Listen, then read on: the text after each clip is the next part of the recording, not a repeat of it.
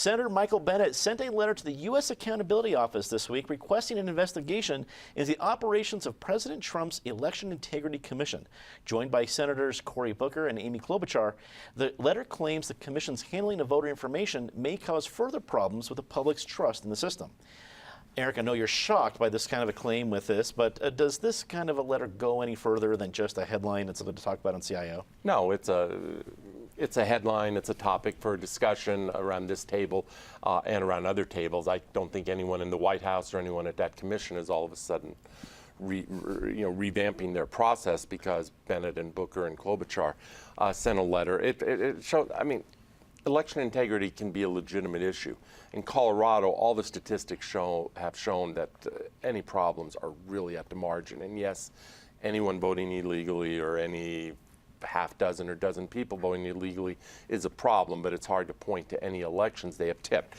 Perhaps in some other cities around the country, I'm thinking of Milwaukee, I'm thinking of St. Louis, obviously Chicago historically, where there have been problems of scale, and in Colorado the problems aren't of scale. But it seems like whatever the Trump administration touches, even if it is a legitimate or quasi-legitimate issue, they take all the legitimacy out of it, and it just becomes polarized and hateful and another soundbite, which is what this is.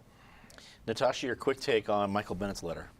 Well, I think one of the things that's surprising for me is sort of this question of why did 5,000 Coloradans withdraw their ID registration? And I'm just at this point, between all the various ways we've been hacked and lost information, that this was the one that they were really worried about. Not the 143 million Equifax people, it's this. Got it. Patty, what do you think about this letter, and any possibility that it makes any difference?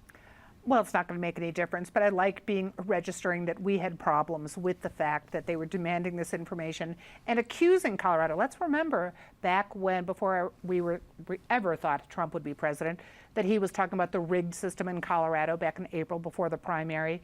You know, Colorado was pinpointed as a corrupt, rigged state, and then we later found out there was no corruption, there was no rigging, unless, of course, it's coming from Equifax and Russia. So let's quit worrying about D.C. and just make sure our systems have some protection against the outside world.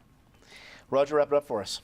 Yeah, I mean, I think it's significant that there were 5,000 on this topic, as you said, that decided they were going to pull the registration to vote in Colorado. I think as a state that we're trying to figure out, are we Republican, are we Democrat, are we independent? I think it's significant as we move into this next election cycle. I think it shows that there's a real pushback on any kind of intervention in our system and how we elect our candidates. And I really think it's a flag going up the pole that we're going to see some voters that are going to surprise us, especially in an independent way coming up in 2018.